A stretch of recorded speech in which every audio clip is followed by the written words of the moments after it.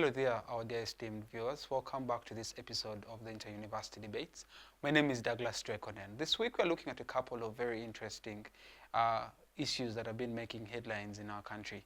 Among them, we're going to be discussing the President and the First Lady's apology to the people of Uganda and Uganda at large, but also we shall be interrogating the Nalukoola case. Someone made a meme and said, as fast as Nalukoola's case, and that is something that we shall as well be dissecting. And last but not least, we shall also be talking about the UPDF confrontation with the German embassy.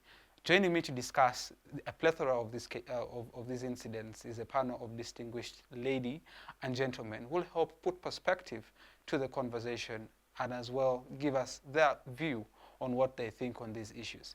And in no particular order, allow me to introduce my guests and that we get right into the conversation. I'll begin from my immediate right. I'm joined by a gentleman from Uganda Chrstian University by the names of John Luwaga Eliane. You're most welcome. Yes, thank you so much, Derek, for your show.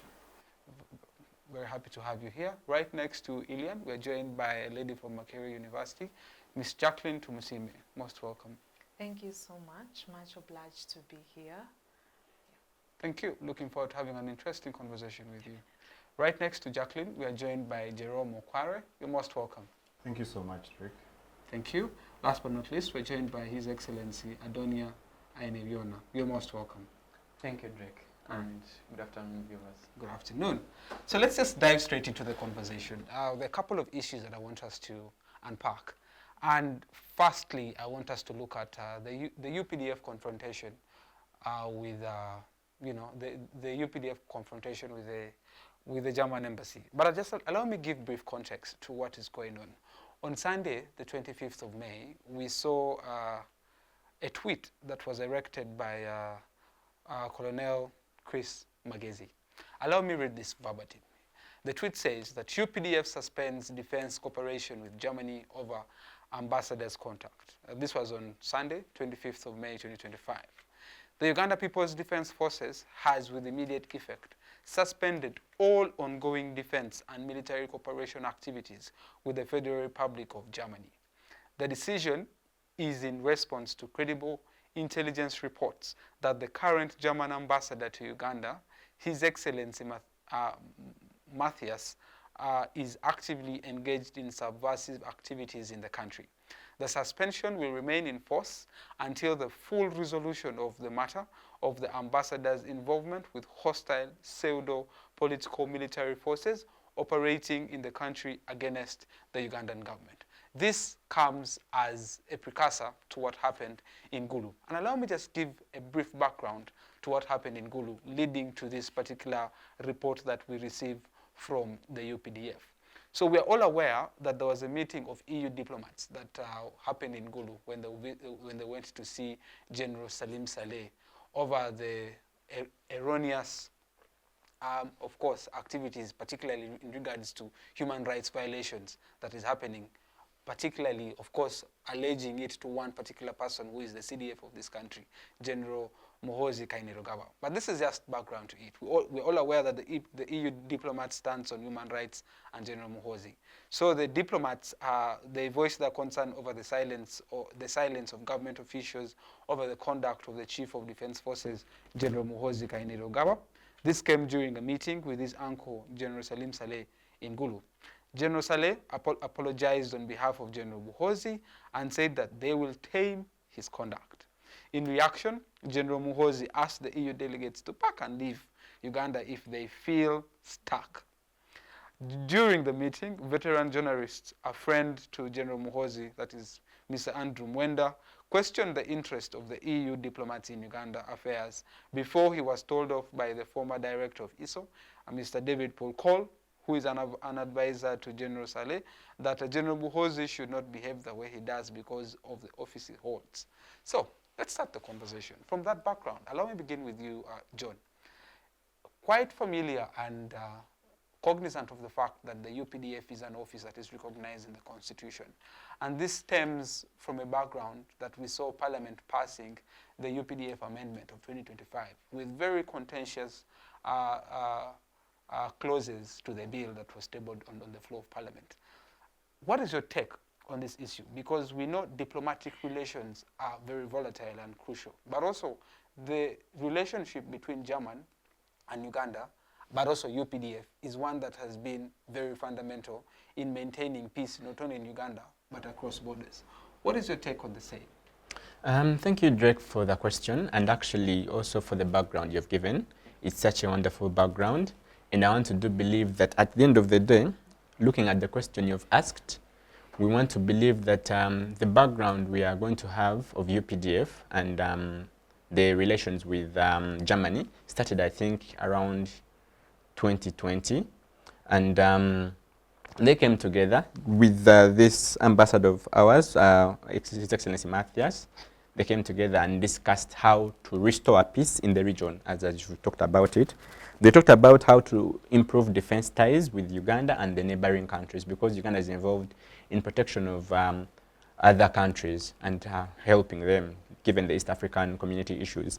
And at the end of the day, we were looking at restoration of programs that were affected by COVID-19 and the supporting UPDF activities in Somalia under the African Union mission in Somalia, that's the AMISOM, yes. And a lot of things were done. So that was how this cooperation came about, to support and see how UPDF should be able to successfully do its mandate under the law. So at the end of the day, when now we see that after the current UPDF amendment bill that has been passed, and how the officials were questioning the violation of human rights, that at the end of the day, we are now seeing that this cooperation has been cut across, has been brought to an end simply because they have issues with His Excellency Matthias, whom they are blaming to be in charge of particular rebel activities in the country. I do want to first believe that any suspicion is okay. We are not having perfect ambassadors. We do believe that anything that has been suspicious as a country, we have to take on a precaution. It's okay. We have to take on a precaution and address it. However, I'm now looking at the medium through which they have addressed it. This is a social media platform.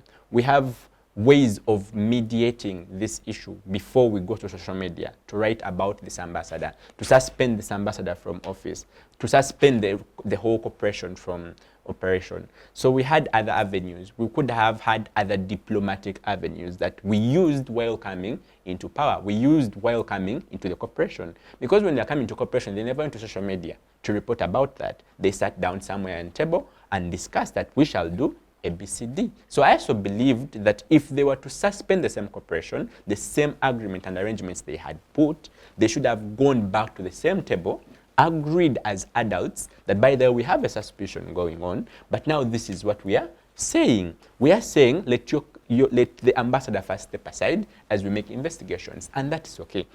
However, it's just so disrespectful for you as a corporation, as UPDF, to come out and suspend the activities of an ambassador, because at the end of the day, you're going to strain the activities between Germany and Uganda at large, and that will affect the entire cooperation that you had put in 2020 and the entire relations you had put.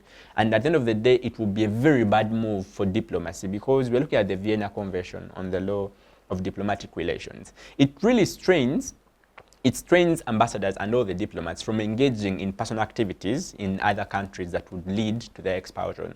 However, there is a medium through which they would have done the entire thing of settling the dispute. I do believe, for me, I do not want to understand whether the ambassador is really involved in the activities or not, or whether the allegations are right or false, but I want to believe that the medium through which they have conducted the entire thing has been really a wrong one, because this is a country that has a flag that it holds, and also the other country holds another flag, meaning there is some respect that is expected. Because imagine the same is done to your ambassadors outside. It will not look right. It will look like it's disrespectful. So for me, I do believe, away from the allegations of the ambassador being involved in the internal activities of the country, I do believe the medium was a wrong one. And at the end of the day, it will strain the entire programs that these people had put at the beginning.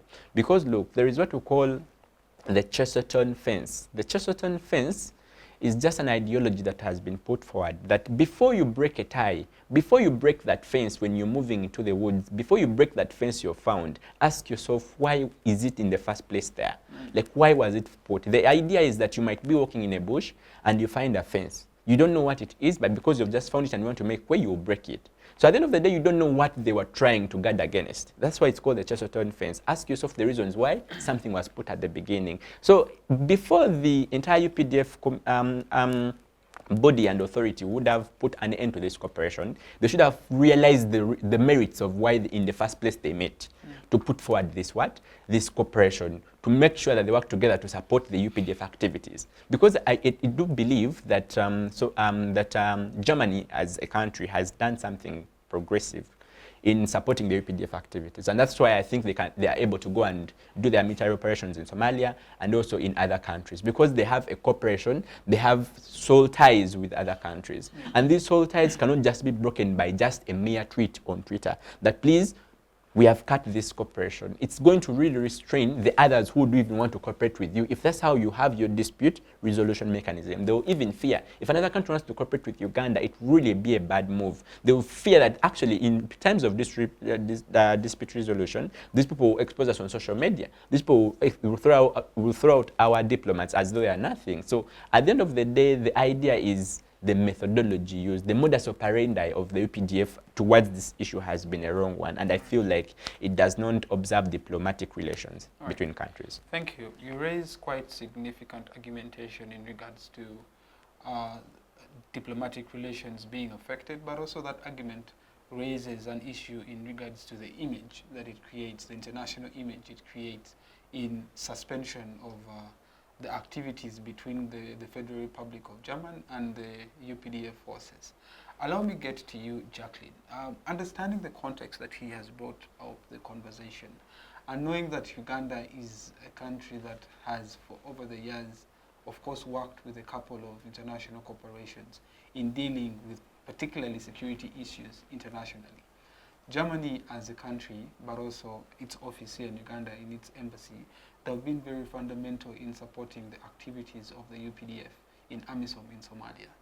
And right now, the UPDF coming front in suspension of these activities, his argumentation that goes ahead and says affects diplomatic relations, raises eyebrows, because possibly other EU countries are thinking, will it be us next? What will the CDF and the army do to us? So I now want to take the conversation to focus more on diplomatic ties and relations, but also the image that this country is now is painting out there. Okay, thank you so much for that question.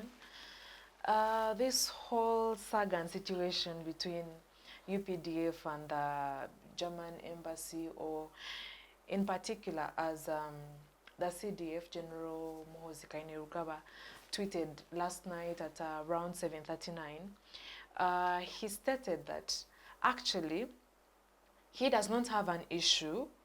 Actually, he said, we do not have an issue. When you use we, in what context are you using the we? Is it we, the UPDF, we, the people of Uganda, we, which we? So when he stated in his tweet saying that we do not have an issue with the people of Germany, but rather the ambassador himself particularly. When you look at that in that context, but then you're severing ties with the entire German embassy in terms of what you've been working on in terms of security, the question arises, are you punishing him as a person? Because you're saying you have an issue with him as a person and that he's incompetent and he should not be in Uganda. Are you punishing him as a person? Why are you severing the ties? Yes. So when you look at it in this kind of way, I feel like this is a high-stakes situation, but we have approached this high-stakes situation with emotions in the presence of national interests. So there is a whole conflict. You have a problem with a person. Yes, there have been allegations that, and as Colonel Chris Magezi said, that there is credible evidence or, all that. Just allow me to interject. Yes, Is please. this credible evidence relating to, because the Federal Republic of Germany has been very vocal in funding a couple of non-governmental organizations. Could it then be that those allegations are the funding, because they are saying the activities that they are funding are more like terrorist groups in the country? Are those allegations relating to the monies that the embassy has been providing to organizations in support of various activities that the NGOs that benefit from the embassy have been conducting? Honestly, we cannot be so sure, because the UPDF claims they themselves are not very conclusive, and the German embassy is a bit quiet about the whole situation. The EU itself in Uganda is quiet and has not officially come out and given a statement on, the credibility of what the claims are. But going back to your question, Uganda has worked with Germany as a whole since 1964, after 2 years later to receive our independence. And there's been this, diplomacy, and guided by the Vienna Convention on Diplomatic Relations. When you look at diplomacy, someone representing a country in another country, it has to do with the entire country that they're representing. That is the sending state. So when you talk about you suspending this ambassador because of personal reasons, he is representing an entire country. No, but for context, they did not suspend the ambassador per se.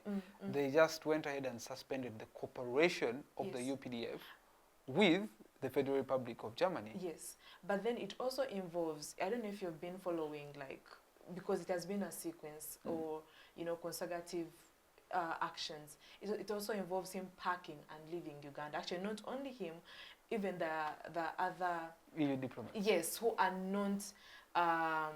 not in courts.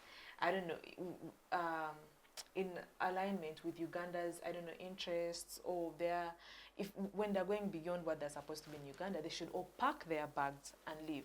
That means it's not just about you suspending the cooperation, but you actually, sending away the entire delegation and the entire diplomats that are not in alignment with what you wish. But you asked about diplomacy. I believe that basing on the Vienna Convention on the duties of an ambassador and how they should have handled the entire situation should have been with the Foreign Affairs. Under Article 40 of the Vienna Convention on Diplomatic Relations talks about the Foreign Affairs, the Ministry of Foreign Affairs, to handle situations or whatever crops up with diplomats. However, someone would question, why would UPDF, in particular the CDF, come out and is the one, tweeting everyone is like, oh, this ambassador, this person, we're having issues with that and that, or, this and this didn't go right. What was the proper way of doing it? Are you following the Vienna Convention on International Relations? Actually, on diplomatic relations, actually, it's not only Germany. Everyone is watching us. Every country right now, all eyes are on us right now. How are we handling the situation? What is our response? Because the CDF is not just a mere Ugandan. It's not just a random Jackline on the street. No, it is the CDF, Forces, yes.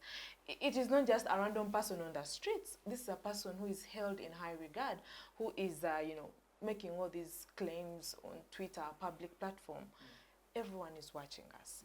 So the diplomatic relations that we have with all these other countries at the moment, they're a bit... It's hanging on a thread. Yes, eyes are on us. Everyone is looking at us. How are we handling our relations with our neighbors at the moment? All right. Jerom, I'm quite interested now in the image that this particular situation or scenario taints on our republic. The office of the CDF is one that is held with high regard. And that being the case, over the past few months, numerous commentaries have been made regarding the person holding the office of the CDF in regards to his wanton tweets that at times people say it's uncalled for, but also whether the person sitting in the office of the CDF is aware of his position in that office. And right now I'm just interested in the image that this is creating in terms of what it's going to do to our various diplomatic relations. Right. Thank you so much, Drake. Yeah. So, just as you stated, the person holding the CDF's office, there have been so many questions on, whether this person really knows what he's doing in this office. And I want to relate this particular situation to exactly something he tweeted about it. The very first instance we see this whole the EU having issues with Uganda, the delegates having issues with Uganda. We're seeing the German ambassador being accused of funding and siding with terrorists. I mean with rebel groups. All began from one single tweet by the CDF, where he posted on X a picture of EU diplomats having a meeting with NUP, with NUP leaders, and up there his caption was, "You're playing with fire." Yeah. So, looking at this, we, as someone that has studied international law and has understood the purpose of international law and the purpose of diplomacy, we put the question: is it wrong? The meetings they are holding with the NUP, the meetings the EU is holding with the NUP, is it wrong? But also we have seen he has also held meetings with the EU diplomats as the office of the CDF. Exactly. Itself. So why is it a problem now that leaders of the opposition are holding the same kinds of meetings with diplomats? Yeah. So the part of the person holding that office of the CDF being questionable, I strongly agree. Yes, it's very questionable. Yes, he might be in that position, but does he fully understand exactly how crucial that position is? Whatever statements he makes, does he know that they will affect our relationship with these EU diplomats? So, on the image that we are painting, honestly speaking, as Uganda, we're painting an image of defiance, number one, because there is a very elaborate conversion on diplomatic relations, which Uganda is signatory to. So we have agreed to these things. States sat down and agreed on how there should be a relationship between different states, how the agents of particular states need to be treated. Yeah, we also have our own diplomats outside there in different states. So the way we handle the diplomats of other states might affect the way our own diplomats, are handled outside there, as John stated.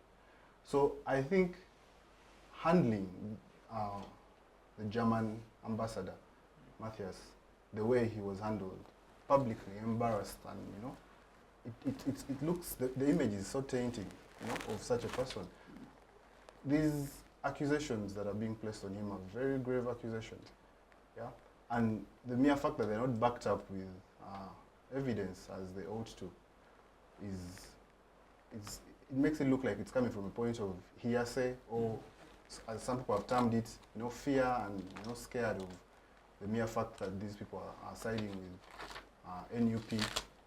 And honestly speaking, this kind of accusations, yes, it looks like it's an attack on the agent. However, as you imagine investigations that will go down, like that to investigate on this particular ambassador, the German businesses, their dealings are all going to be spilled out. We're going to go into checking their documents. We're going to go into entering into the embassy, and before you know it, everything to do with German business and relationship with not only with Uganda, but their secretive dealings will all be spilled out. Yeah, and then before you know it, it's now problem. States, Germany is having an issue with Uganda, and it's no longer the ambassador in the picture. That is why one of the greatest writers of international law, Malcolm Shaw, states that diplomatic immunity itself is just not a gift to the agent. It's not a gift to the diplomat, but it's a gift to the country. So respecting this German ambassador is the same as respecting Germany, because one of his functions is that as he stands and sits in that position of German ambassador, he represents the interests and relationships, the relationship that we have with Germany. So as he speaks on behalf of Germany. So the way we treat him is the same.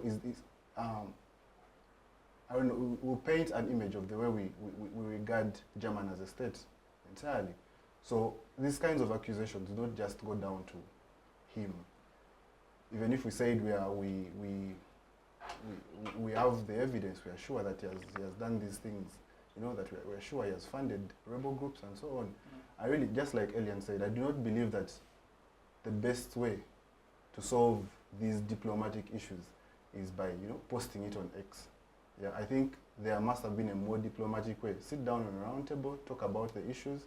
After all, in the last paragraph of the press release, it's clearly stated that in case he continues doing this, he will be subject to the law of the land. So this sounds like a pardon. That this time you've done it, but if you continue doing it, well, you will be subject to what? To the law of the land. So if it's a pardon, then why didn't you just, in the first place, speak to me directly and we handle this, as diplomats? Okay. Thanks very much, Jerom. Your argumentation still align with what Jackline and Eliane have put forth. But let me get to you, Adonia. Before these events happened, let's just chronologically understand the events leading to this. When the EU diplomats met with the National Unity Platform at their home in Chivule, Makerere, and they posted a photo, we saw what the CDF quoted and said, of course, I'll just paraphrase, and he was not happy with that particular event.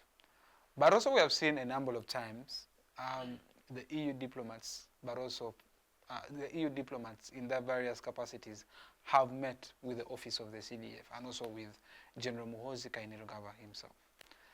And because we have had the concerns, the EU diplomats, that is Germany, EU itself, and other organizations that fall under there, have voiced out their concerns regarding the behavior and the tweets coming from the office of the CDF and the person holding that office.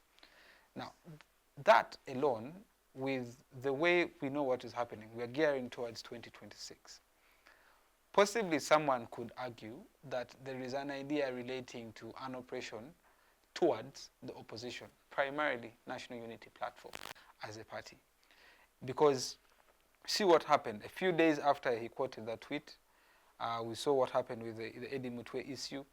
And then days later, the Ngulu and his very good friend Andrew Mwenda making those comments. And some pundits would argue and say this is just entirely shambolic, and it's an argument aimed towards, first of all, nullifying the civic space that the EU diplomats and the EU diplomats or the EU organizations have been providing to NGOs, but also to political parties themselves. So they're just looking at shrinking the space further so that the voices of those organizations that have been voicing out their issues relating to violation of human rights is curtailed further. So I wanted to help us understand and put perspective to this issue, because we know that the European Union diplomats, German and other France and other international organizations that are camped in Uganda have been very fundamental in supporting organizations that voice issues relating to human rights violations, that voice issues relating to civic space, among other issues. But this particular issue alone, that means with the office of the CDF now suspending these activities, has an effect on the relations it has on the monies that are injected in organizations, among others. Help us unpack that, please. Thank you so much, moderator. Maybe to start with, I would say that there are very many wrongdoings. There are very many wrong things that are happening in this entire episode. There is a trending meme of it's in Uganda. It says "Tokola era," and it happens that for us we are, I think, apparently in a basket of errors. We do this error today. We do another one tomorrow. When we were introducing, you talked about the apology that has just come out, and just a few days ago, I think we had another apology in the northern part of this country, if I'm not mistaken. A few months ago, we had another apology in State House. You remember to another diplomat, was it William Pope? So these are very many things that are happening in and out, and they are all errors. But the question is, even if we apologize, it's like having a dead rat in your house and use an air freshener to take away that smell. The smell will go, but the dead rat will do what? Will remain behind. So, to come back directly to the question, this entire episode is now more of a bilateral spat. It is a two-edged sword. It is actually a litmus. It is a litmus test to our country, to Uganda's respect to these international norms that we are talking about. This Vienna that these friends are citing, that convention came to solve this. But we are in a country that now we are normalizing everything, and that's what hurts me on a personal level, that we tend to normalize everything.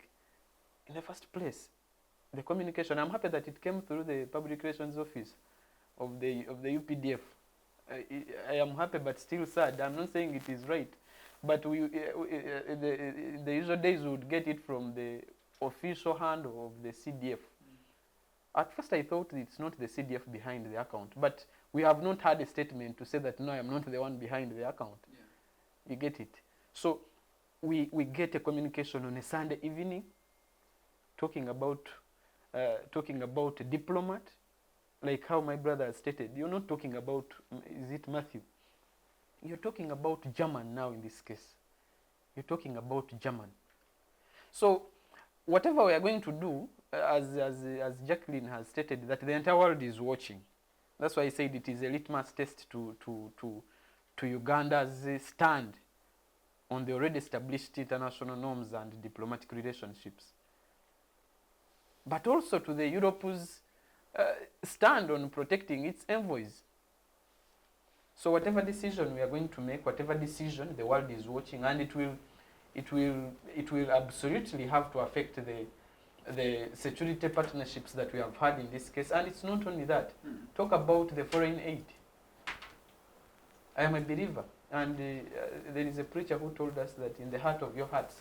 I am a believer, but I'm also a Pan-Africanist. I don't like the support, but in the heart of my heart, I know that we need foreign aid. We need foreign aid. I am in the health sector.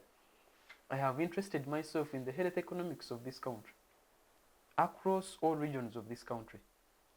Now, in this very specific question of German, talk about the Maltesa, talk about very many organizations. I cannot name them. You're talking about human rights. But look into the health sector. USA is already out. You yourself, you're attacking German, who is already trying to help you. So where are we going to go? So it comes back to us. Because apparently it is our leaders that are apologizing. But we will also have to apologize if we don't do something. It's just going to suffer, because let me just give you one example. Ever since 2016, EU has been funding the activities of UPDF in AMISOM. That's approximately 260 billion US dollars in expenses, catered by the EU itself. Yeah. So where are we going to go? I am not ready I come from the central part of Uganda. I am not ready to be paraded in Rwanda to apologize. But, so to come back to your question, we are living in a world of errors, specifically in our country, and specifically in Kampala. We are now attacking the different relationships that we're already having right now. Because you see, behind every kind of transaction that you make, there must be a bedrock of trust. Do we have that bedrock of trust now between Kampala and Berlin? Is it still there? When it's official representative, I had some, we address these people as His Excellency, if I'm not mistaken. What does that mean? He's here on behalf, he's not here actually on behalf of the president. He's the president of German here. He's not the lead of business here. That's why if you try to internalize that convention that you're talking about, the Vienna Convention, you're supposed to respect these people. You're supposed to respect these people. So we are living in a world of errors. I would also question ours. I would also question why these people. You're talking about Andrew Mwenda. Ask myself, Andrew Mwenda goes in which regard? He speaks what he speaks in which position? As a senior citizen? He's the old man of the clan. Whose clan? Whose clan? You get it? Yes. Whose clan? It's the question. So in which position does he speak whatever he speaks on behalf of the Ugandans? Yes, we might respect genocide. He hides, with due respect, he hides in the title of a presidential advisor on what? On what? Operation World Creation. Not really. It's army relations, something of that kind. But in the first place, I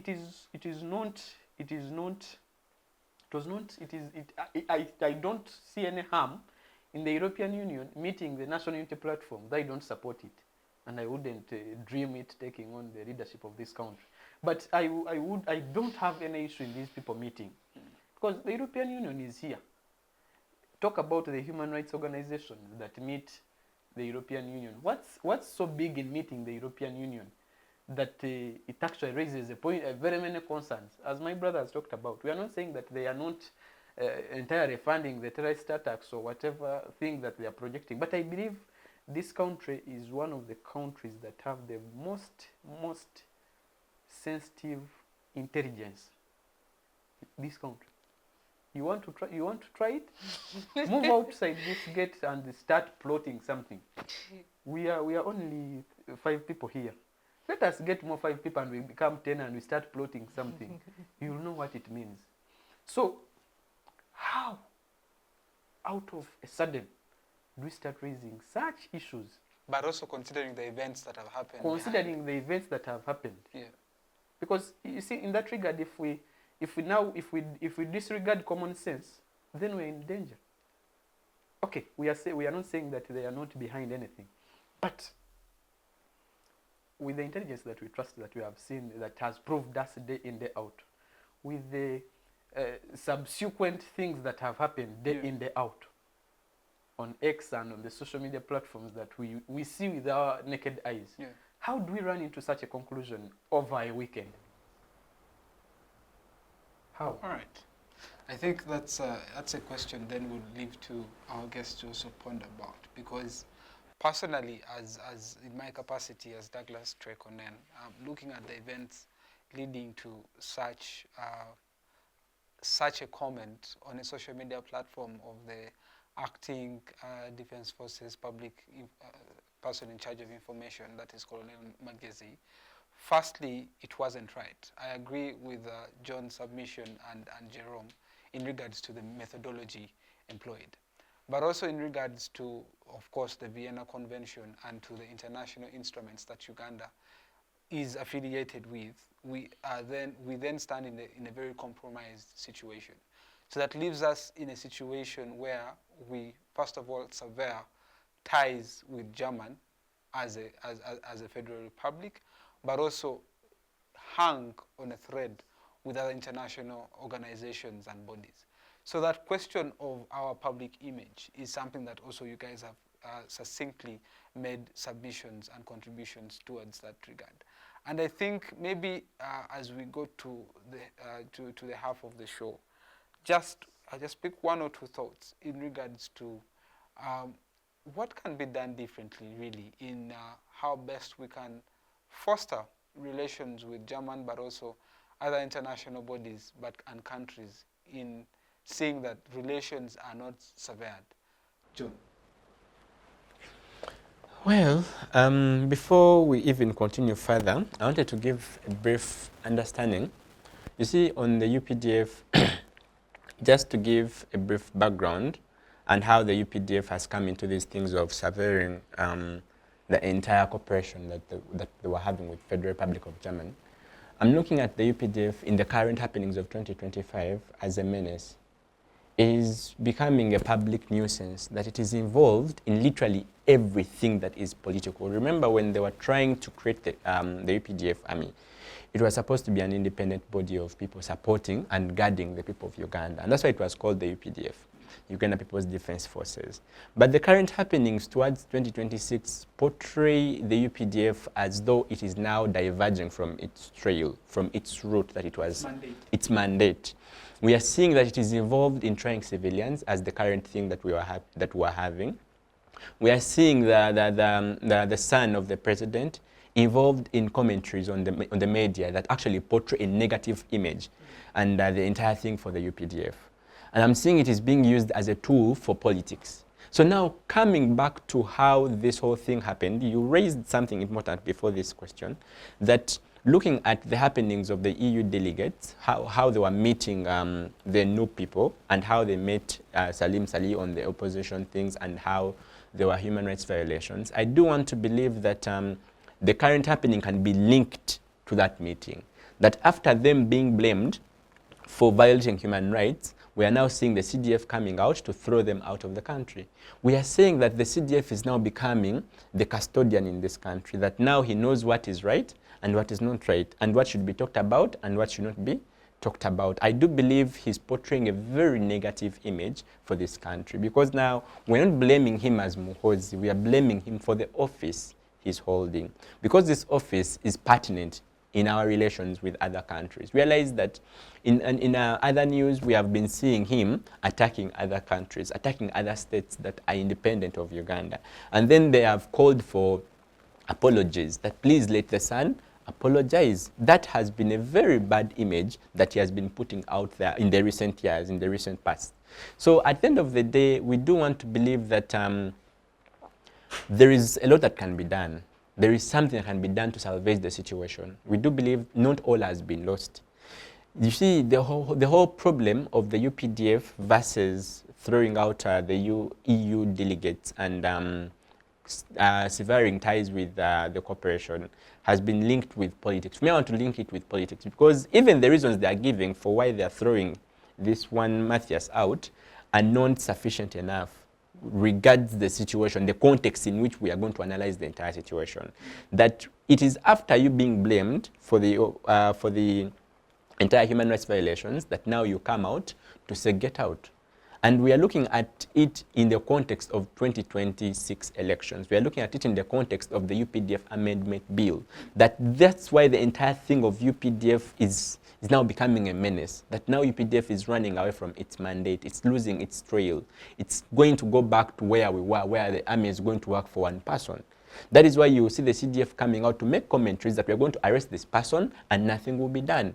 And indeed, they will arrest that person, take them, and then do whatever they want, torture them and do anything, play around them with their bodies, cut off the beards and everything, and then bring them back to the public. In the end, you realize that no case will be successful against them. When they take them to courts of law, no case will be successful. And so it's a very bad image that we are having for this country as regards UPDF, as regards the picture outside, the diplomats that are going to have within us. Still on the issue of no case being successful, just as we go into the break, we're coming back to talk about the Nalukoola case, because this is a case that personally, as an individual, I got surprised, because we have seen election petition cases take years, and this case was resolved in not more than a few weeks. Very astonishing, and one that we need to look out for. See you after the break. Douglas Onen. Digital rights are those human rights and legal rights that allow individuals to access, use, create and publish digital media or to access and use computers, other electronic devices and telecommunication networks. Digital rights include a right to freedom of expression, information and communication through technology, a right to privacy and data protection, a right to credit for personal works, a right to universal and equal digital access, a right to identity, a right to anonymity, a right to be forgotten, and a right for protection of minors, among others.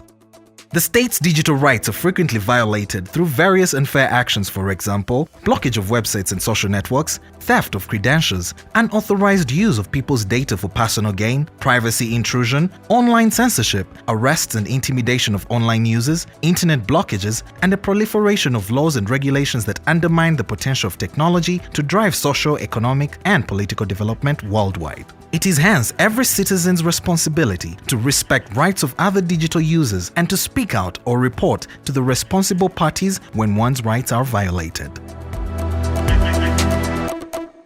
Welcome back from that break. Right before we went into the break, we were talking about the UPDF confrontation and suspension of their cooperation with the German embassy, but also the Federal Republic of Germany with the Uganda People's Defense Forces. And a conversation that I think we want to talk about now as we shift gears to discuss two other key headlines that have been making rounds in Uganda but also on social media is the issue of Honorable Nalukoola. But let me just give you background to that incident. We are all quite familiar that there was a petition that was filed in the High Court of Kampala by Ms. Shamim Farida, who claimed that who lost to Nalukoola of the National Unity Platform after polling 8,593 votes to his 17,764 votes.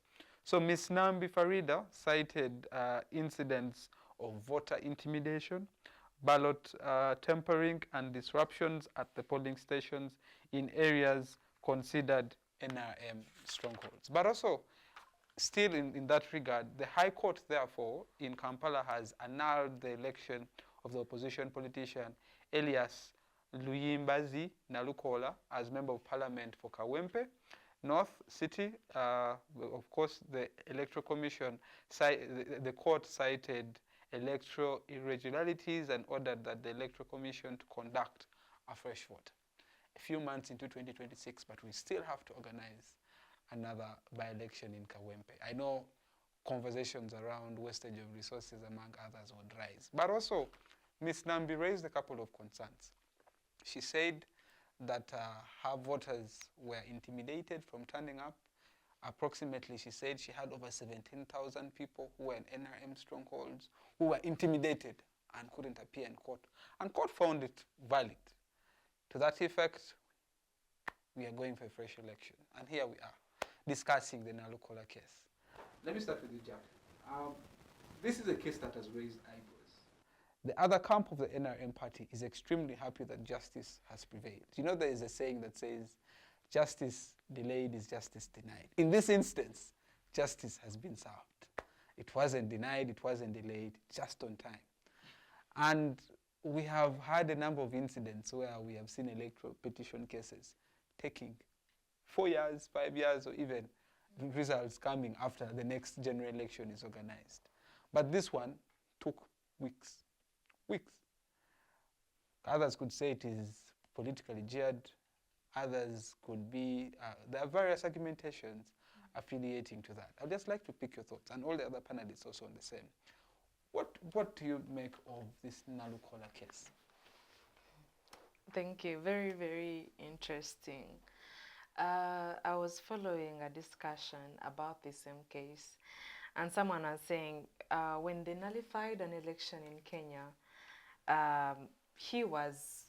when they nullified the election in Kenya, they're like, oh, you know, re-elect, re-vote. Yeah. The person was very happy. I was like, oh, you know, a president has been set in our neighboring country, so maybe even in Uganda. When it came to Uganda's context during the presidential elections, and there was a case, you know, this and this, there were all these irregularities in the elections. Please nullify the elections and we revote. A lot happened, and things did not go according to this person's expectations in relation to what had happened in Kenya as a precedent, and the elections in Uganda. First of all, the case took really long. Two, the court held that the irregularities were small. I don't know, were few, were minor actually, that they could not change whether President Yoweri Kaguta Museveni, His Excellence, would be the president. That even if you recounted, even if you added the extra votes that were saying that were not counted or were not aligning with the tally, it would not really change the results. And therefore, the elections were upheld. Now, when you look at Nalukola's case, it was speedy, fast, as in this is a new, it's an emerging trend. It has not happened in Uganda before that an election petition is handled very fast like this. Surprise, wow. Oh, I think we are getting back on trend as Uganda. But when you look at it critically, at the timing of this particular case, you'd actually look at it as very, very political. There are high interests in this. Why is it very fast? Why is it very speedy? Yet prior, things were not like this. There is more to it than what meets the eye, okay? And when you look at Section 3 of the Parliamentary Elections Act, and also, is it Article 81 of the Constitution, talks about, you know, a by-election not happening 6 months to the general elections. Now, when you look at the timing right now where we are, this is a very fertile, crucial moment. We have approximately 6 months. Actually, it is 20 days. Actually, now I think it's like 19 days to the 6 months to the general elections. And when actually I was following today, and Joel Senyonyi, I think, was the one who said that, oh, they've actually filed a petition. Right now, Councillor Nalukoola, if I'm not mistaken, is still in Mecca. He's even away. He's not in the country at the moment. And, you know, they've filed an appeal on his behalf. And they have approximately 20 days approximately to the time bar of the Constitution and the Parliamentary Elections Act to have that appeal successful.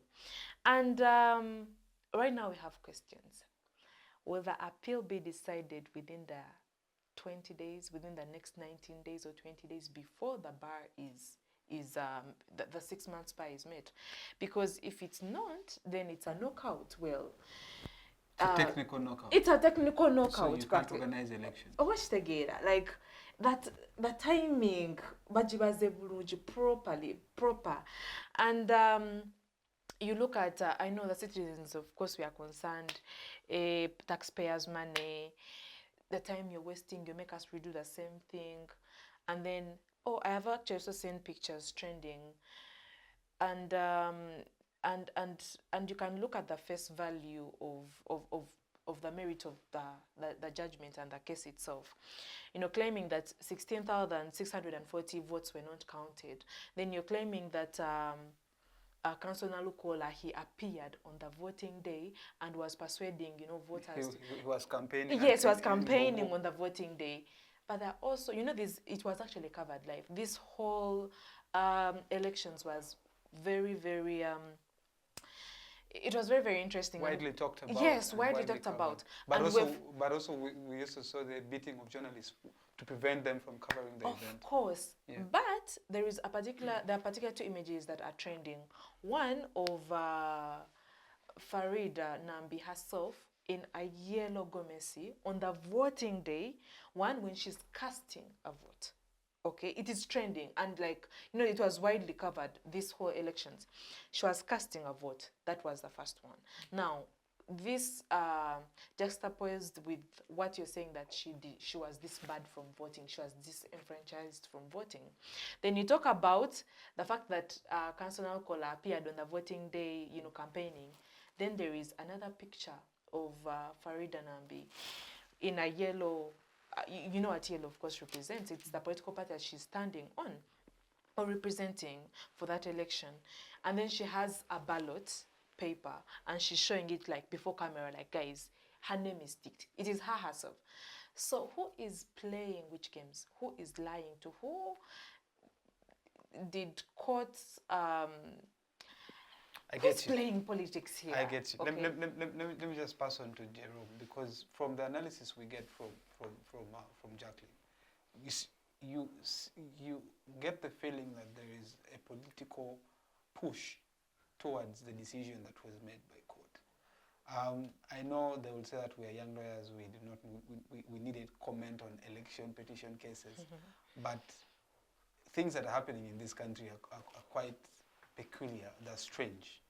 And this particular case is one that possibly, not even possibly, it has political ties. Of course, it is a political inspired case in regards to election, but the speediness and the events around the case that happened raises eyebrows. What is your take? Thank you so much, Drake.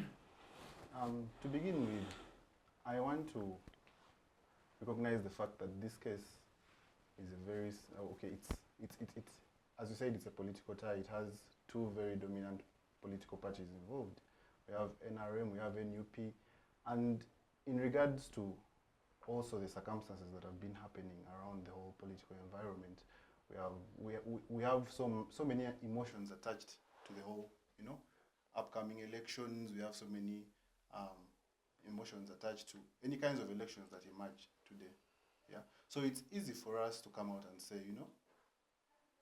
this is what they are pushing for. This is what I'm not saying I do not believe that is what they might be pushing for. But all I'm trying to say is that in this particular case, I want to first put myself in the shoes of the judge.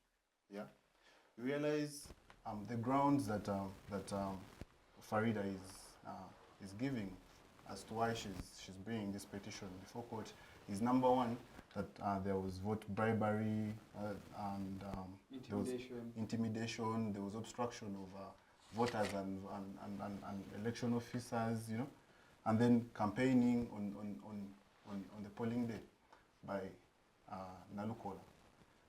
If you look at these grounds and you read Judge Bernard's the judgment on this case, what he said about it, he said, yes, all these grounds have been given.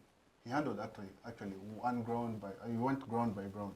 On vote bribery, there was no evidence adduced by the petitioner.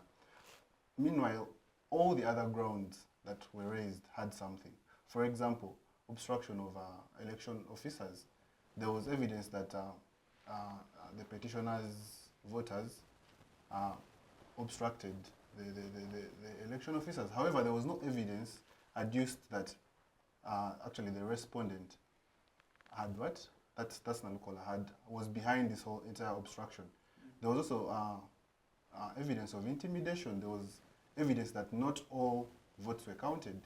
Actually, they said over 14 polling stations. Some of those votes, most of those votes were not counted. So in passing this judgment, the judge said that if all these votes had been counted, there could be a possibility that the results might be different.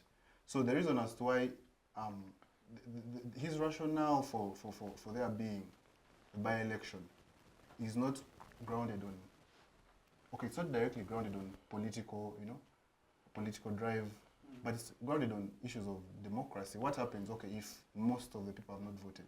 Is there really democracy at the end of the day? What happens if some votes have not been counted? Is there a possibility that if all votes were counted, it would be different? So looking at all these scenarios, these circumstances combined, we should not only consider the fact that, yes, NUP is the one that had won and now it's different. Maybe they want NRM to take over the seat or something like that. We should also consider the fact that there is a possibility, because these judges are backing up their submission by evidence. There is evidence. There is that motive of democracy. The reason as to why he's taking back this thing the reason as to why he has suggested that there be a by-election is because there is no full democracy in counting some of the votes and some are not counted, in obstructing some voters from voting. Well, I'm not saying that, yes, this is the side I'm taking, but I'm saying that there is a possibility. We should not only look at it as a political agenda, that maybe they're furthering political interests of one party, but we should also look at democracy as a whole and the mere fact that there should be, the campaigns should be conducted in accordance with the election guidelines. Because there is evidence, there are videos of Nalukoola campaigning on the voting day, which we all know is not right. So should we close our eye to that he did that, and then we open up our eyes to the fact that there's a possibility that they're pushing a political agenda of one political party? So that's what I think exactly. That's what I can say on the case. Interesting. Adonia, I also want to pick your thoughts on the same issue. Yes. Thank you so much. To me, I think it is a wake-up call to all of us that yes, the elections are in the corner now. Real elections have started. As we had started discussing, you talked about the chronological following up of the events, and I think this is another fresh one. So the elections are in the corner. They are here. They have come. I feel sorry for Councillor Eliane. I had people making fun of him that he went to Parliament in a view once, but I feel sorry for him. But here we are. However, we should ask ourselves, who is Farida Nambi in the first place? Farida Nambi, if I'm not mistaken, is a daughter to the first national vice chairman of the National Resistance Movement, a party that I subscribe to. What does that mean in the politics of Godfather syndrome that we are in right now? In this case, it's not actually just a mere Godfather syndrome. It is a real father syndrome. So, where in the first place would the Honorable Farida lose? On which grounds would she lose? From basing on the politics that we understand that we are actually subscribing to right now. Because these are the facts. We cannot abstain from the facts. We cannot disregard our common sense. We know what happens in the elections. So for me, I think it is a wake-up call to all of us that yes, the party, the ruling party is trying to tell us that please wake up. The elections have started. I can assure you I'm not a prophet, I'm not an apostle, but we will not have an election, as Jackie was saying. We are not going to have that election. I might not be so good in predicting the future, but that one I can predict. We are not going to have that election, and we'll get we'll get that election. We'll not get the by-election, we'll get that election in the general elections. However, I ask myself, my party is a party that takes the 1% chance very personal. You see, the constituency that we are talking about right now, if I'm not mistaken, it is the stronghold, the most stronghold of the National Unity Platform. And I believe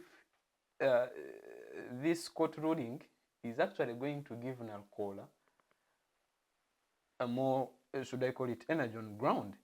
He's going to get another landslide victory.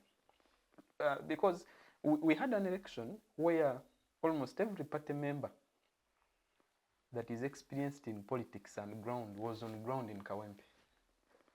Now look at this time when everyone is going to be in their own constituencies, in their own districts, campaigning for their candidates.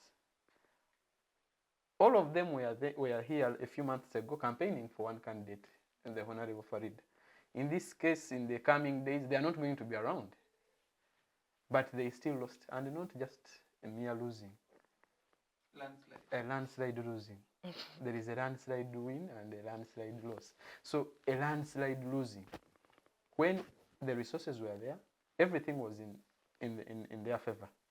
So for me, I think it is also a miscalculation. My president calls it bad mathematics, but it is bad mathematics because it is going to. I am sure there are people who did not vote just because they knew the lawyer is already going to win. Now this time around, they are going to come directly to show you now we can do this. So for me, I think it was bad mathematics, but most important, it's a wake-up call for all of us that elections are here. Those fresh memories that you have of 2021 are back now. They are back. I still have them, just like 3 days ago, but they are now here. So that's where we're going. All right, John. I would just like to ask you, as we project towards 2026, this Nalukoola case has just given us a snippet, maybe what we are to expect. Of course, the court argumentation affiliated with voter intimidation, ballot tampering, among others. As we edge towards 2026, should we expect more of that, more of such allegations? Well, thank you for that question as regards Nalukoola's case. And I want in the calmest voice possible to comment about it. That we are looking at, we see when you go to court to petition, there are usually 3 parties that are involved in the entire judgment and the case. We are having the petitioner, and we are having the other side, where we're having the defendant. We are also going to have the 3rd party that is going to be the judge, that is supposed to also make a decision after looking at what these 2 parties have submitted. Usually there is that quotation you would find that it's not the petitioners or the defendants on trial, the plaintiffs or the defendants, none of them is on trial. It's the judge on trial, because the plaintiffs know exactly what happened. The defendants on the other side also know exactly what happened. It's the judge who was not at the scene of crime that will be the one to be tried and tested. So I want to believe that Justice Bernard Namanya has actually withstood the real test that is actually envisaged in that quotation, that the judge is the one who is always on trial. And I want to believe that he will live to remember the judgment he made on 50 pages. That it's going to haunt him because it's going to make him look a stupid judge, not as an insult, but it's going to make him look a stupid person in the eyes of the public, the reasonable public that can understand reading the language he used. We are going to look at the fact that on this page 49 specifically, where he made the orders and the conclusion under paragraph 107, he noted that I'm giving my order to nullify the election. You see, it's okay for you to nullify an election. It's understandable given the substantial reasons that are available on ground to give reasons why you should nullify an election. But I'm looking at the reasons he gave. He gave 2 pertinent reasons. One was that looking at the 16,640 voters that were left out on that day, looking at Farida Nambi herself, part of the people that were left out on that day, that's one of the grounds why we are going to nullify the election. We said it's okay, thank you. Number 2, he said that Luimba's Elias Nalukola, also, who is also part of the defendants in this case, also participated in breaching the electoral laws by campaigning on that day. We said it's okay, fine. He's also not a god. He's subject to the law.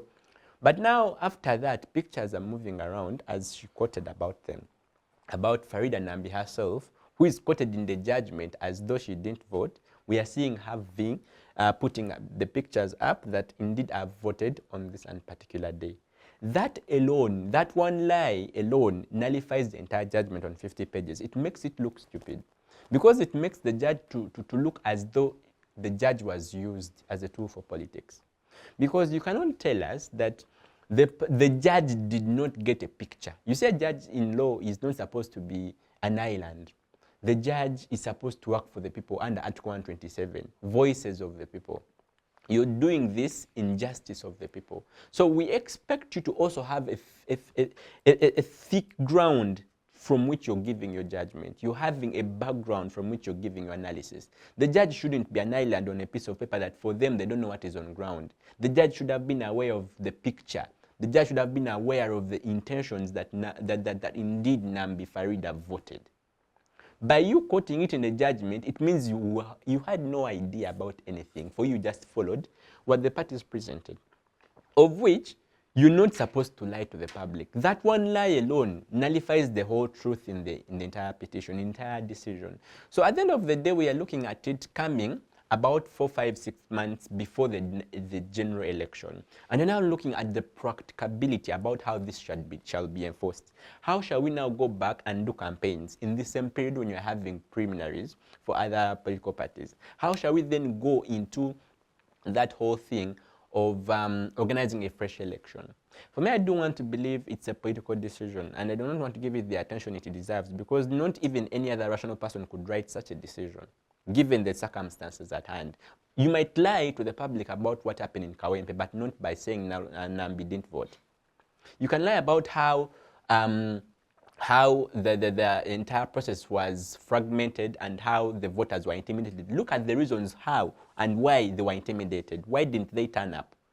The reason is why they didn't turn up is because there was a military force that was deployed and scared people away. I think now that's the new trend that the NRM is going to use. They will go and now bring the military and then come out and say that the people didn't vote. Substantially, the number was not enough, so they nullified the election. And now the question is, who has brought that intimidation? You understand? The person who has brought the intimidation is part of the parties to the suit. And now you're telling us that now, because of that, the people didn't vote. The reason was not Nalukola why the people didn't vote. By you saying that Nalukoola was campaigning on that day, and that is why we are saying, and the two reasons they gave, we are going to go back to the Supreme Court decision. I would love to go back to the same thing that she said, that in 2021, the Supreme Court noted that the overwhelming polling stations that were not considered could not affect the entire election, could not give the win to Robert Chagulanyi. In this particular case in the High Court, the judge is saying, even one polling station left out can change a thing. And I want to look at the two contradicting courts. You understand? One court is saying, even, however, you know, you have very many polling stations, but we could not see them changing anything. The High Court is saying that even one polling station can change a thing. So we do not need to first have numerous millions of polling stations. And I think that is a contradiction. The two courts are contradicting each other in this regard. Because at the end of the day, we are going to go to 2026, and the Electoral Commission now is going to be put in the limelight. I don't even know why in the first place the Electoral Commission is paid to even leave out polling stations in the first place. Before we even go further, the judge should have mentioned that issue as an obiter or as a judgment. That why in the first place is the Electoral Commission going to leave out particular polling stations? It's not used, it's not important. You're mandated to count all polling stations. If you're really tired and you cannot do it, another Electoral Commission should be put that will count all polling stations. Otherwise, if that's going to be the ground for why they're going to nullify every election, it's going to take us back to the efficiency of the Electoral Commission. If it cannot even count the available polling stations, and so it will predict that, I think now I'm tired, the available ones cannot even make a change. Who told you? So at the end of the day, I want to say that it's going to be a very traumatizing event and a roller coaster of events coming to 2026. That we're going to look at the UPDF, we're looking at the First Son's comments, we're looking at the current happenings in courts of law where people would think they should go for refuge. People think they should go to courts of law for refuge and, you know, to be saved and salvaged. But we're also seeing courts of law being the media of politics, that they're also playing the politics of a dirty game. So we are looking at where to run to, and we're not seeing anywhere to run to apart from God. So the whole country is going to be left to God. But for purposes of courts of law, they're actually also contradicting themselves, and they're making judgments an ordinary person could not actually give. So that's where it's going to become disheartening, that even the practical sense of putting the decision into the practical sense, it is not possible, because we are going into 2026, and we are going to, it's certainly against the Constitution to organize a by-election in the same period. So I do not know what the judge was having in mind when they were making that decision. Thank you. Thank you. As we now wind up this conversation, something that I just want us to talk about briefly, I'll start with you as I move towards Adonia, is the apology that we saw from His Excellency the President Museveni and his beloved First Lady Janet Kataha Museveni, apologizing to the people of Buganda, but also to Ugandans at large. Of course, in a very choreographed apology, which seemed quite, should I say, touching, but at the same time left us wondering whether this is a political move towards 2026. So I just want to quickly pick your thoughts on that matter, and then we can close the show. I'll start with you, Eliane, up to Adonia. Okay, thank you so much. Now, looking at that apology, in life, everyone is a sinner. And I do want to believe that the Lord our God gave us the avenues to ask for forgiveness. And indeed, if someone asks for forgiveness, the right format and the response is to forgive the person. So I do believe in apology. I'm someone who asks for a sorry, who believes in a sorry and the meaning that someone is indeed sorry for their actions. But But now taking back to who has said it, now that's where the question is. When they were celebrating their 50 years in marriage recently, some time back, they still made the same apology. And I do not want to think people forgot it. They were dressed in white and they were reading the same letter, from the same letter, that we are very sorry for everything we have done. I think people should remember that time. By them making the same apology today, I'm going to assess the period between when they made the first apology and what I'm going to call the second apology. The first apology was made at that time when they were organizing their 50 years. They are celebrating 50 years in marriage. But now, in between, we are looking at the drama of the court-martial issues and how the president has been commenting about them and how he's interested in trying civilians in court-martial and how he has called this country that this country is not for lawyers and for judges. So I'm looking at the person who apologized and what they have done in between, and now they have come back to apologize. And the second apology looks nonsense because it doesn't make sense, because the first apology was made but followed with more crimes and more acts of violence towards citizens. By making the second apology, I would expect that now you're taking us for a joke. As though now you will go and do anything you want in anticipation of an apology. That let me go and do anything, then come back and apologize. I don't believe that apologizing is okay. Reconciliation is necessary. Even in the Constitution, it's recognized under Article 126 too. We need to have that reconciliation between parties. I do believe in that kind of amnesty. I do believe in everything to do with forgiveness. But when it's from the heart and when it's being made, that's when I believe it. So by the fact that the president has known in his sense, in whatever they are treating, the day the president will tell Muhoozi, please stop treating what you're treating. Please let the country, the country run like this. Let the corrupt be punished. Let the roads be done like this and everything run in a rule of law way. I will actually understand his apology. For now, I'm blind about it. Okay. Jacqueline, are you also blind about the apology? Definitely. Actually, I'm going to pick up from where exactly he left. You know, when we come to politics, people employ different tools, and there is just a lot. You know, when they say politics is a game, many people think it is just the word game or just the, you know, terminology. But actually, in reality, it is really a game. And there are players, and there are actors, and there are, you know, the actions, and then there is everything. I myself, I do believe in apology when someone really means it, when it's from their heart. But true apology, true, you know, repentance involves you changing your ways, changing how you've been conducting yourself. You know, you completely deter from what you've been doing and, you know, change. Because, well, you're repentant and you believe you did something wrong, you think you've not acted right somewhere, well, you change. But looking at the timing of the apology, there is looking at the timing of the apology, looking at the apology itself, and what has usually followed, as he has said, what has usually followed this kind of apology after. Has there been a change?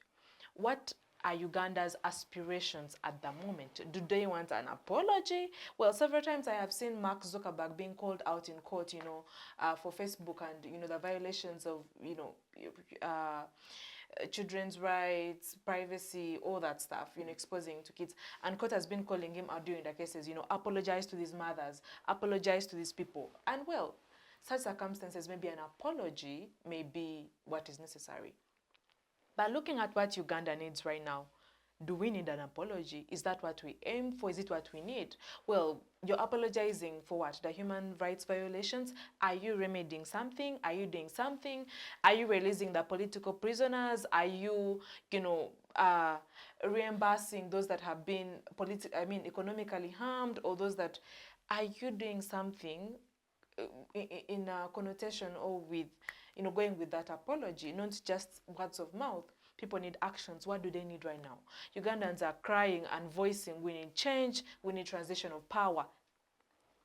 Are they asking for apology? Are they asking for transition? These are two different things, okay? Are you giving them the remedies they're asking for? Because I may be asking for meat, and that's what I really want to eat, and you're giving me beans. I don't need beans, I need the meat, okay? So, Ugandans have what they're asking for. If you're really repentant, if you're really, you know, there's when someone gives you ebyoya byenswa, you know, or the feathers instead of the real thing. So are we receiving what Ugandans, not we as we who are seated here on the panel, but what Ugandans really, really, really want? This apology, is it heartfelt? Is it pen written? That it's just on paper? These are questions that you should be looking at with this apology. I am going to reserve my personal heartfelt thoughts on this apology, but I have these questions in mind, and I am looking at this apology in this broader context of what do Ugandans really want from the president or from the first family. What do we really want? Is it the apology? And if it's the apology, what is coming with this apology? What is following with the apology? It's not just about words. Yeah, thank you. You asked a couple of rhetorics in your submissions, and I think the Ugandans out there will definitely have time to ponder about them and answer them. Jerom, what are your thoughts? So, firstly, where I stand, I want to close my ears a bit to the apology.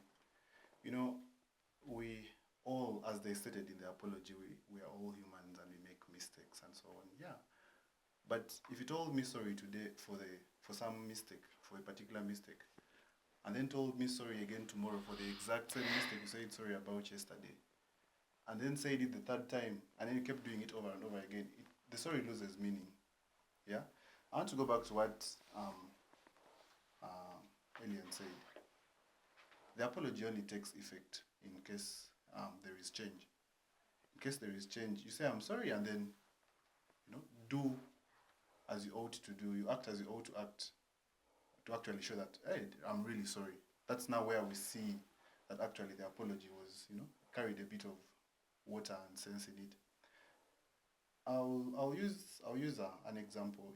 We as Eliane said, we are all sinners. We all sin. How many times do we go to God and say sorry? How many times do we, repent for these particular sins? But your repentance does not carry any value if you do not do anything about it. If you do not do anything to change. And as Jackline said, right now all we're asking for is not an apology. We want change. You'd rather not step out and say, I'm sorry, but then act in the background to change things. Then there we shall open up our eyes and be like, oh, okay, actually, he realized his mistake, even without you speaking. So the apology, to me, carries no weight at all. Yeah, because there is nothing being done to act on it. And then also, we should also know that most of the times we apologize to some people is because number one, look at the setting in which he was. Of course, he was in church. Are you going to pray for everything and fail to apologize? Are you going to pray for everything and fail to repent? There is just no way you can do that. So the setting, and then number two, sometimes you also apologize because you really need something. If I needed something from you and I know I wronged you, I'd come and say sorry. Not because I mean the sorry, but because I want that something. So in this particular context, I want to believe that for now, because there is no proof that it's actually sorry, I want to believe that it's the setting and there's also something that he's expecting from us. All right. Yeah. Adonia, what are your thoughts on the apology, really? For me, I want to differ from my fellows, and I think that apology is really. I come from Uganda, and the apology was directed to us. So for me, on behalf of Uganda, I have no ground. Ainebyona. Yes. I come from Maogola, Sazaliabene, and I think. So I think for us, we welcome the apology as Uganda. Because the apology was directed to Uganda and Uganda. So I think I want to appreciate the president. It takes courage to apologize in the first place. It takes courage. Now, and we are now talking about the fountain of honor. It takes more absolute courage to apologize. For your actions. For his action. So for me, I don't think it's a political motive. I believe it is God, and the president is trying to redeem himself maybe where he has wronged. I am very aware that he had a conference, I think like 1 week ago, at Kololo ceremonial grounds, which was an evangelical conference. So, yes, it was there under the Daughters Church. So I believe maybe it is from that background that the president is getting the courage to apologize. If it is hard for some of us to apologize. He has had a spiritual touch. He has had a spiritual touch. And as my brother is talking about the timing, has had the spiritual touch in the right timing. For us, we appreciate. We appreciate. It is not easy. My brother there, it is very hard for him to say that I'm sorry, maybe. But if the president is considering to apologize, I don't think that we should just take it for granted. And he's not apologizing on behalf of Jerom MK as you're trying to suggest. The uncle has apologized on behalf of the Jerom.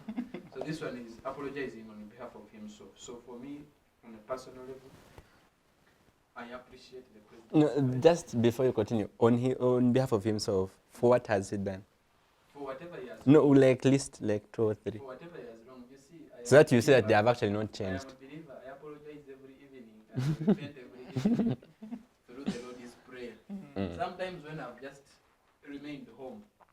Now what about this person who meets hundreds of groups from morning up to evening? I'm sure he doesn't fulfill each and everything that these people want. So the president can apologize on whatever he's apologizing to you. You already agree with him when he doesn't know that you actually exist. So for me, I appreciate his courage, and I don't think it's a political motive. Okay.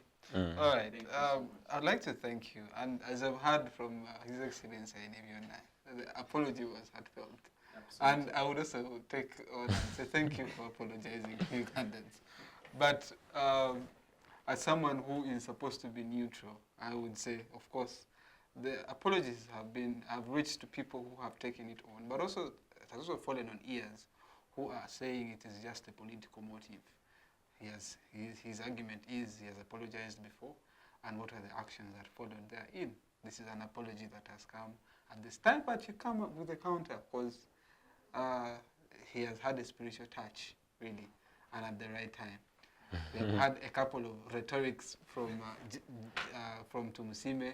On the other hand, we've also had a couple of very sounding grounds as to regards to the apology from Jerom against the apology. But also we have had your quite unique stand on this apology. And it's quite interesting that a young man such as this affiliates to that apology, which is quite interesting. That's why we have these conversations.